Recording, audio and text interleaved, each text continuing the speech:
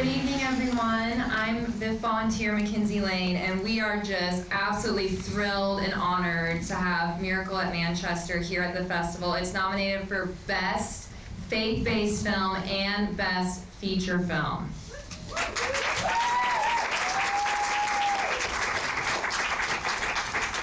We have some of the cast here, and we also have the real-life heroes, Bryce and Richard Newman. And you also, I saw, are both credited as writers on the film. Is that correct? Yeah. That's amazing. Okay, so I would love if each of you could just introduce yourselves for us. Yeah, so I'm Bryce Newman.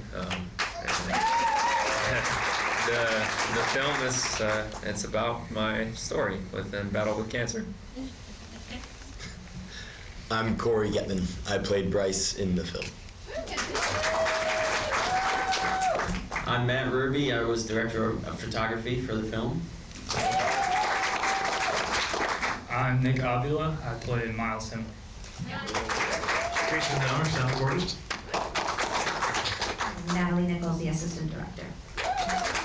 I'm Rick Newman. I was a co-executive producer and producer.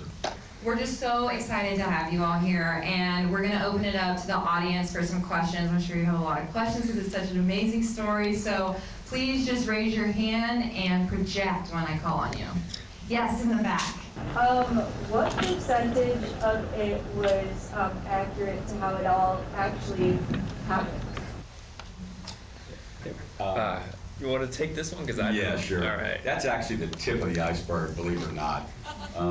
There was a little bit of Hollywood stuff in there. He was actually, it wasn't the state championships he was going to. He actually made Team USA of San Diego, which is a huge honor for baseball. He was 2 weeks away from going to a dream trip to Nagoya, Japan, when he was diagnosed.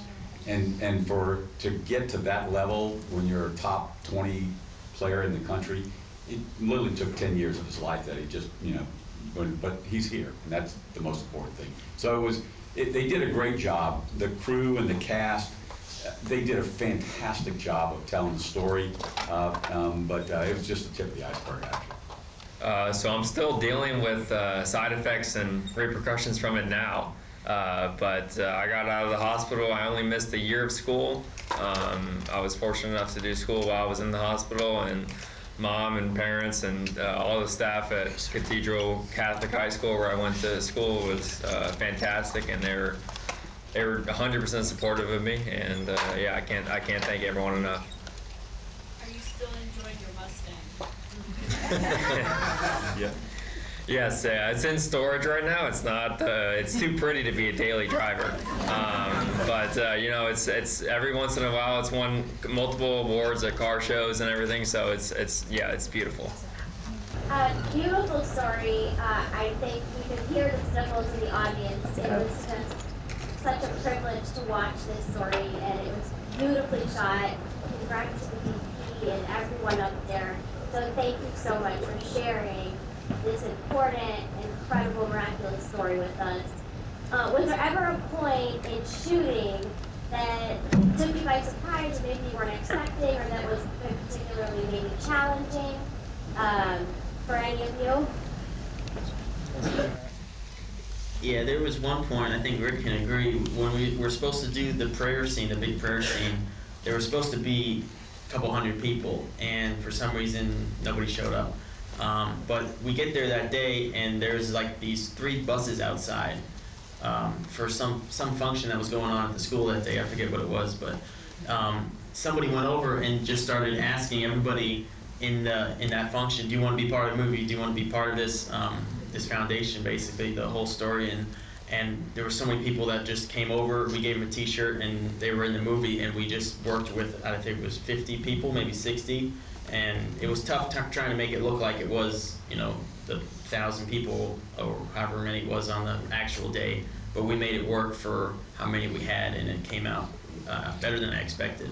Really, really better than I expected. That person you were talking about was his mother, Nicole, in the audience back there. She was going to make sure, because the prayer scene was the most important scene in the movie.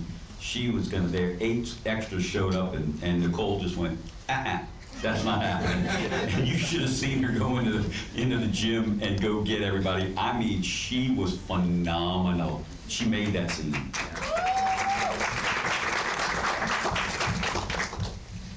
Yes, right here. I would love to hear from the actors on how you felt portraying with real life characters and how that was for you.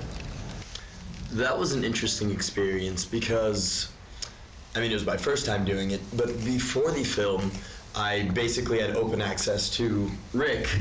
I had his cell phone number. He basically said, free to call me anytime, so anytime a question popped up that I might have wondered how Bryce might have felt about something, or what he had been going through, anything he'd experienced, or a way that he might have dealt with it that I wouldn't have thought to.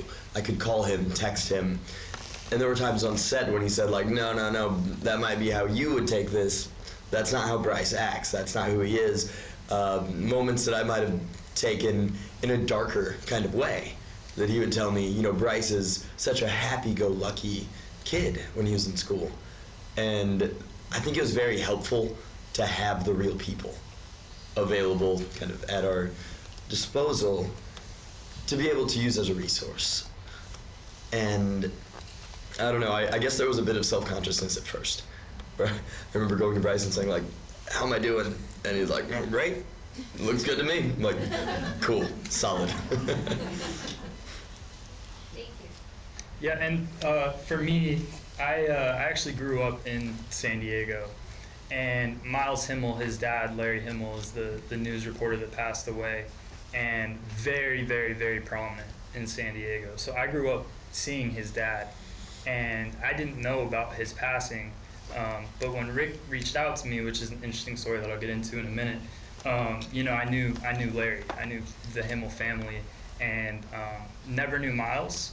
And as soon as I kind of heard about the role and read it, I thought it would be a great fit. I was really excited. I happened to look like him, which we found out later on. So I got in touch with Miles and talked a little bit with him, so that was really cool.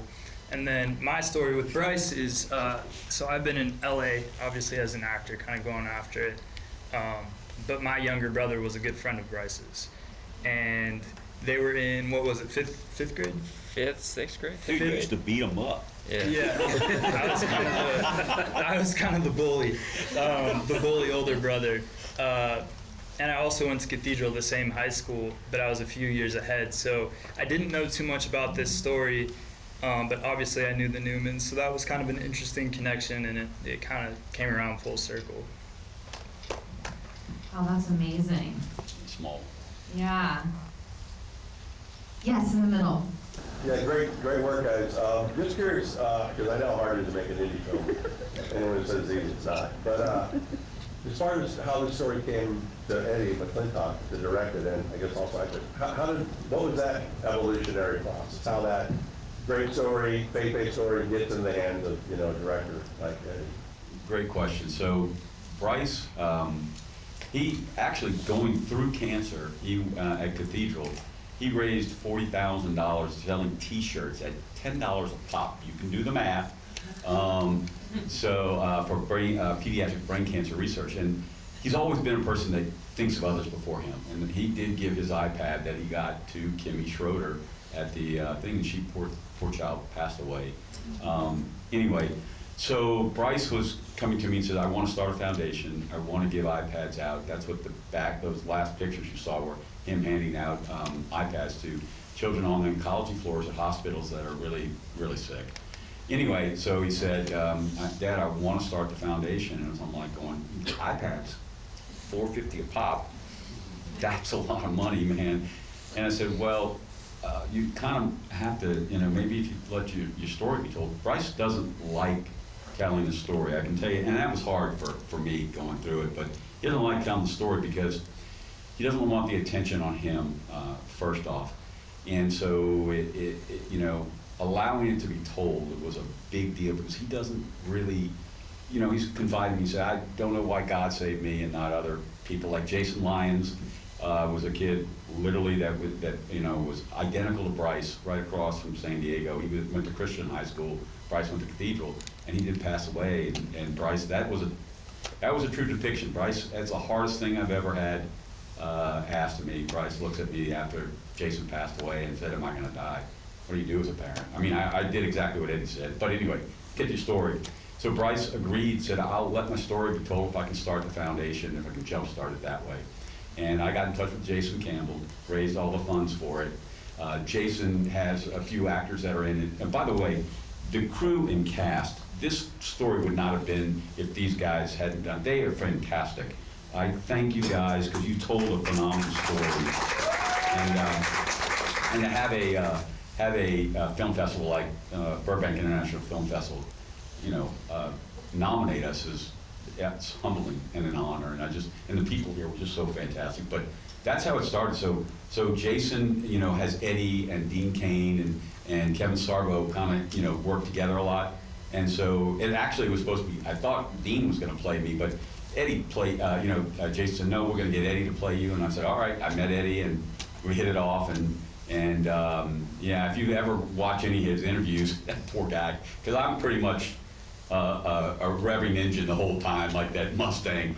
And Eddie, I pick him up at 5 in the morning because that man made people work 18 hours, 19 hours a day to make it perfect. So fun story. He did. But poor Eddie would go, he just said, Rick, just please, just get me a case of Diet Coke when you pick me up.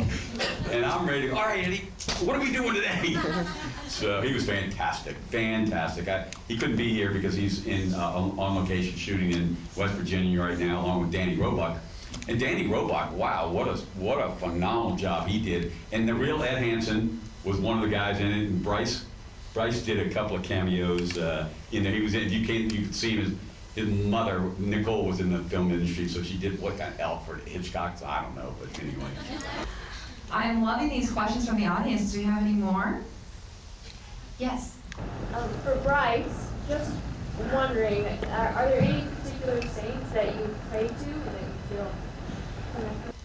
Not really. The patron saint of my cathedral, I keep mentioning that, Cathedral Catholic High School was St. Joseph, and so you know, it was that was a common figure that you know, I kind of knew going through my freshman year of high school. So, but not always. I wouldn't always directly, directed towards St. Joseph, but he was definitely a big character, I guess, that in my battle.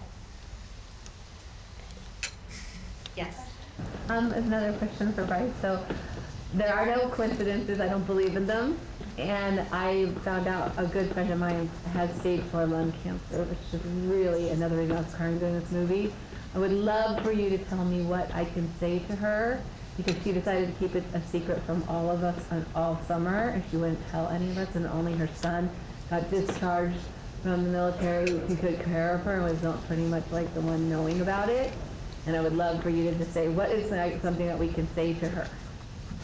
From my experience, I was very confident that God's got this and He's got the plan. Just letting Him take control. I kind of, took a back seat and kind of focused on like, hey, what am I going to eat right now? So that would be like kind of a similar, I guess, my advice or my feeling is, just let God do His thing. Control what you're going to control. If what you're going to watch on TV or how you're going to entertain yourself. But yeah, he's got bigger things going on, and he's gonna figure it all out. But yeah, it's not up to the single person. I think it's up to him. That's wonderful. Thank you. And our follow-up question. Interestingly, my dream for the longest time from 3rd grade was to be a pediatric neuro-oncologist. So that's another not coincidence that I'm here. I really wanted to be a pediatric neuro-oncologist, and people would always say, how depressed do you want to be? Like, what, are you on crack? Like, that sounds like the worst job ever. So I worked at a hematology oncology lab at ACLA, and I just thought that's the best job. And actually, kids are very resilient, and they bounce back at a higher statistical rate than adults. And so I was like, I'm in, I'm all in, like there. And but interestingly, I'm a filmmaker now. So I would love to know the budget of the movie. Rick? Yeah, Rick. No. It was sub 100,000. It actually, like I said, for what we got and for what we paid, We owe it to these guys. It's phenomenal. Fantastic. That's amazing. Great job, you guys. We have time for one more audience question, then we have some questions on behalf of the festival that we're really wanting to ask. Yes? Yeah, I just want to say I enjoyed the movie. My godmom survived cancer, and to be able to see a movie put together so good. And I also like it because my son ain't like 10 years old, and I can say, it seems like all the wives are strong. But my son is so strong and charismatic. So good job. Thank you. So, Bryce, I wanted to ask you what it was like when your entire school came together and prayed for you. Like, it's so powerful in the movie, I just can't even imagine what it would be like to be there on that actual day. Oh, it was wonderful. You know, so I'll share the experience of the day because, yeah, I mean, answering your question, it was wonderful. Having the whole school there and really community, I felt like, you know, just kind of gather around you and, you know, and to put it in sports terms, being that huddle with you. Yeah, the experience when I first showed up to school, because it was kind of an overcast day and I was going through chemo, so I was very skinny, and I had to wear shorts because I had that mindset of being a teenager that I'm better than people and blah, blah, blah, and I can beat the weather and all that stuff. So I was like, yeah, I don't get cold. And anyway, so I was shivering constantly. And when I arrived at the school, I just like stopped shivering, which you know, was strange. And I was like, all right, whatever. And then we started doing the prayer, and I felt this like warm sensation, like from internally, like radiate from within. And it felt like when you put on clothes like immediately out of the dryer, or you wrap yourself in a towel immediately out of the dryer, you get that warm like embrace kind of thing. And yeah, it felt so special. That's amazing. Well, I wish we could keep asking questions because it's such an incredible story, but sadly we have to wrap it up for our next feature film. But again, we want to thank all of you for being here at the Burbank International Film Festival, sharing this incredible story. If you guys want to see what he's doing now, go to miraclemanchester.org. You're going to see pictures and videos and things of the kids that he gives these iPads to, and it will literally warm your heart.